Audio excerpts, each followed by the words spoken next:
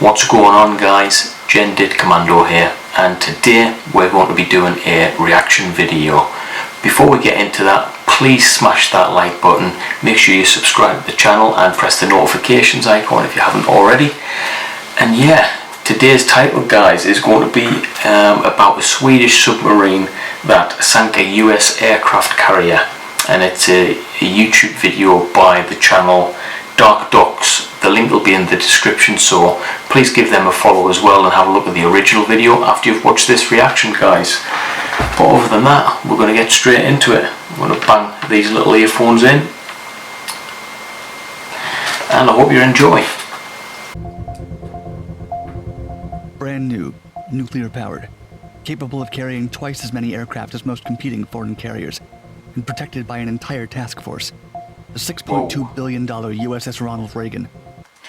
I've got to pause it right there. I know it's early in the video, but wow, it's protected by an entire task force that looks bigger than the Royal Navy, so that's pretty impressive. Seemed invincible leading up to an international wargame exercise in 2005. It was a stunning blow then, and a complete shock when, against all odds, a super stealth submarine from Sweden snuck past the USS Ronald Reagan's defenses and scored enough mock torpedo hits to sink it during multiple attack runs. The Americans never saw it coming, and never saw it leave. Well, yeah, so it's the first time I've watched this. I don't know anything about submarines. I had a few pals who was submariners when I was in the Royal Marines. And yeah, I know they're all crazy, those submariners, because they stay underwater for so long. So yeah, I'm interested in this one, guys. I hope you like it. It's something I don't know much about as well. The USS Ronald Reagan is one of 10 Nimitz-class aircraft carriers in the possession of the U.S. Navy. The nuclear-powered vessel uses two A4W pressurized water reactors, rather than the gas turbines or diesel-electric systems commonly used for warship propulsion. These reactors, like the majority of nuclear power plants, use water as a primary coolant, which is pumped to the core under high pressure, where it's heated by fission energy. It then goes into a steam generator, and is finally transferred to a secondary system, where steam causes turbines to move, and by extension gets an electric generator to spin. The nuclear-powered ship counts on 4 propeller shafts, which produce a maximum power of 260,000 shaft horsepower. Whoa. For a top speed of 30 knots, or 56 kilometers per hour. Since the vessel uses nuclear energy, it can operate for an estimated 20 years without refueling. 20 years without refueling, guys. That's insane, man. That doesn't even sound real. And has an intended service life of around 50 years. The aircraft carrier is capable of taking with it up to 90 aircraft, while the next largest non-American supercarrier, HMS Queen Elizabeth, can carry 70. So it's considerably more than our biggest aircraft carrier, and we didn't have that for a long time. I know when I was in the Royal Marines, I spent a lot of time on ship as well. I think the last deployment I was on was a ship called HMS Illustrious, and I believe that was its last ever operational deployment when I was on there as well. So yeah, and these things were tiny in comparison to the ships that the US military had. Absolutely tiny. The supercarrier is normally defended by escorting destroyers and even the aircraft it carries, and it's also armed with the infrared homing surface-to-air missile system RIM-116.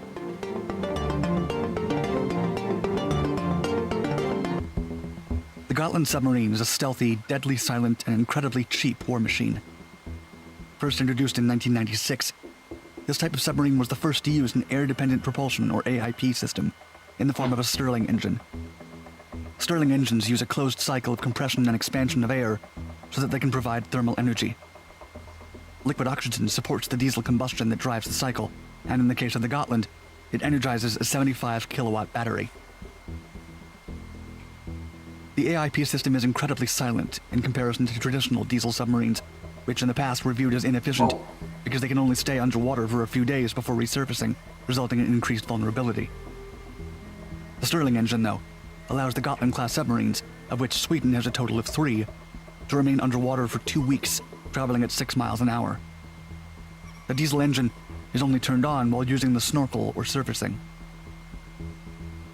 Aside from its engine, So that's My understanding of submarines is not great, guys, but some of the nuclear submarines, I believe, can stay under there for months at a time. If you are a submariner watching this, or you know a little bit about submarines, drop a comment in after this video to let me know, guys, if I'm right on that. It's a couple of months in it for a nuclear submarine, so a couple of weeks is not really impressive. Aside from its engine, the Gotland submarine is packed with features intended to make it undetectable. 27 electromagnets are distributed around the watercraft, so that magnetic anomaly detectors will miss its magnetic signature. Furthermore, the hull is coated in sonar-resistant material, and the interior is soundproofed by rubber buffers. A passive sonar, the most common type used for warships, will have a very difficult time picking up the presence of a Gotland-class submarine. The Swedish sub is also easily maneuverable because of the 6 maneuvering surfaces on the rudder and sail, which allow it to swim almost on the sea floor as it advances and even manages sharp turns. Some of the downsides of an AIP diesel submarine are That's that, impressive. unlike the nuclear-powered ones, it can't go on for months without surfacing, nor can it sustain a high speed for long, which means that it can be most effectively used for ambushing a fleet whose position has been identified already, or to defend bases in littoral waters. An open chase, or uncertain threat, may be better faced by nuclear-powered submarines. While the $300 to $400 million price tag may seem attractive, the U.S. Navy has repeatedly dismissed the option of obtaining submarines similar to the Gotland class, as most of the Navy's operations take place far away from the continental United States. It would be extremely difficult for a threat to approach the nation's territory without... So they'd effectively need the nuclear submarines to be able to stay underwater for a long period of time, so they don't have to refuel. That's what I'm guessing, or that's what I'm taking from this. Whereas these submarines, they would have to refuel them more often or something. Without some sort of preemptive response by vessels already stationed at sea. Gotland-class submarines are generally viewed as more suitable for coastal defense.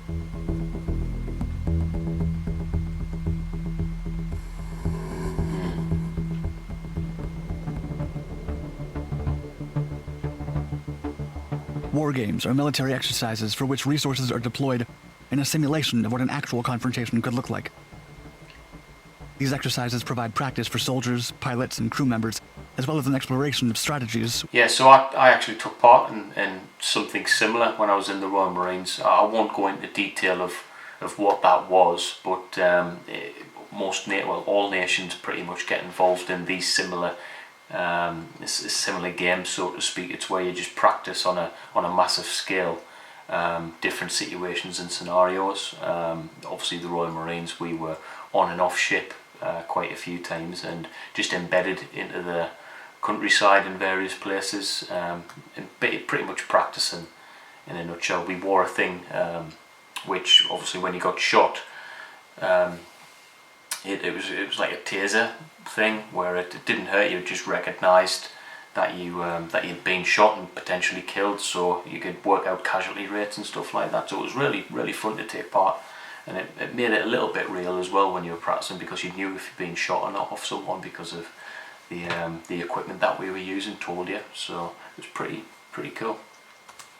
Weaknesses, combat readiness, and the effects of warfare on a particular area without actually firing any shots or putting anyone's life at risk.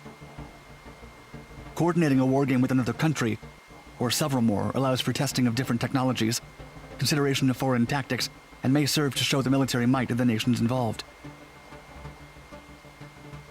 In 2004, the American government asked to lease the HSWMS Gotland for a year so it could conduct anti-submarine warfare exercises.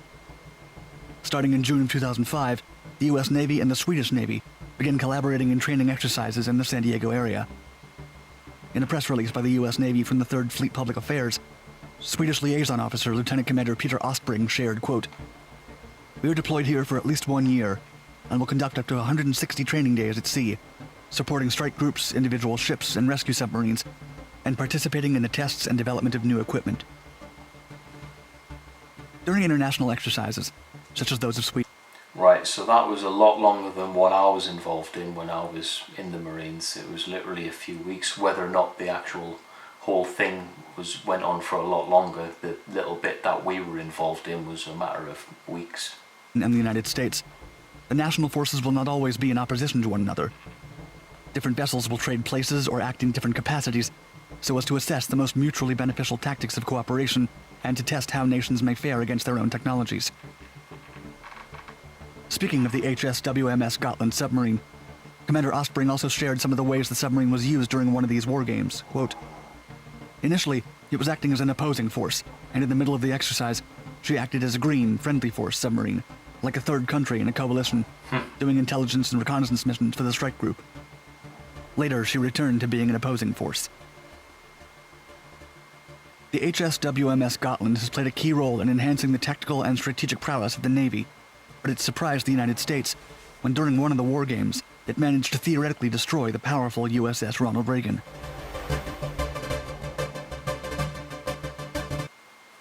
Wow, that is pretty amazing. The fact that that little thing has managed to destroy such a modern, technologically advanced ship, that's pretty cool and worrying at the same time.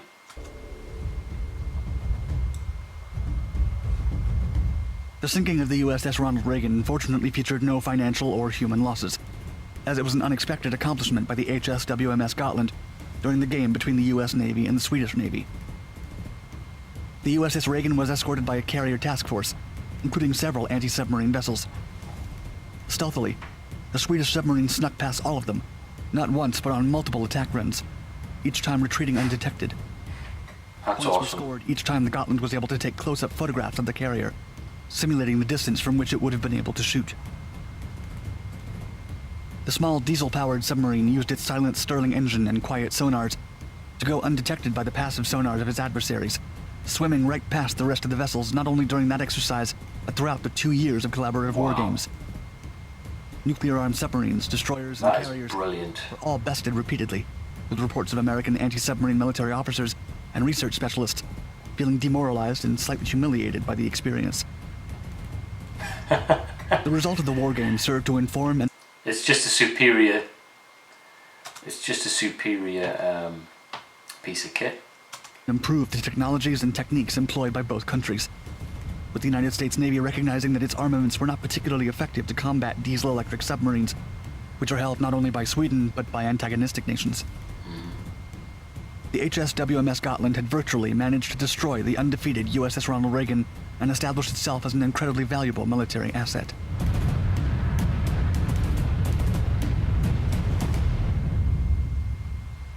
That's pretty cool. One important consideration for the United States following the virtual sinking of the USS Ronald Reagan was that Sweden is not the only country implementing the Stirling engines in their submarines. Ah, China has 2 types of these, with a planned stock of 35 partially completed. wow. In fact, Beijing has a Type 032 Qing submarine capable of firing off cruise missiles and ballistic missiles, Whoa. which is believed to be the largest diesel submarine in operation. Russia, America's eternal adversary, has ordered 2 Lada-class diesel-electric attack submarines scheduled for completion by 2022. AIP systems are also present in submarines acquired by India and Pakistan, which are constantly in tension with one another. American allies such as Spain, South Korea, France, Japan, Israel, and Germany have also developed In fact, France is working on the SMX Ocean, a supersized AIP diesel submarine which promises to be a functional alternative to nuclear-powered submarines. Wow. With evidence of its carrier's weak spots, the Navy decided to ask the Swedes to lease them a Gotland-class submarine to study how to counter its stealth mechanisms, despite the fact that Course America they will did. most likely remain at peace with the majority of these nations. The Swedish government accepted to lend its HSWMS Gotland commanded and manned beyond the original year-long sets of war games for an additional 12 months, allowing the United States to figure out strategies to combat it, and whether it should acquire a similar submarine. I think they Although should. after extensive research, the Navy concluded that it preferred to continue using and developing nuclear-powered submarines. The Pentagon saw little use for diesel-electric watercraft, since the majority of patrolling operations are done near Asian and European waters, meaning that traversing oceans from the United States would require constant refueling. Yeah. In fact, when the Gotland itself was returned to Sweden, it was actually shipped on a mobile dry dock instead of being transported under its own power. Still, Yeah, so that's interesting. These things are not created to do long range reconnaissance or anything like that. They are more of a home homeward item, so to speak. So yeah, if it's been shipped back to Sweden on top of a boat, then I guess they've weighed up the odds of thinking, well, this thing will probably get caught out on the journey anyway, and we're friends with this host nation, so yeah, I don't know. I think if they could develop something very similar but with the nuclear power, then that would be awesome, wouldn't it? The United States Navy learned valuable lessons from seeing its massive supercarrier and accompanying fleet be bested by a small, Swedish diesel-electric submarine. Today, the U.S. remains wary of further technological improvements, particularly by China, that may increase the range of these silent subs and threaten U.S. patrols in the seas around Asia. Yeah. So yeah, that's that video, guys.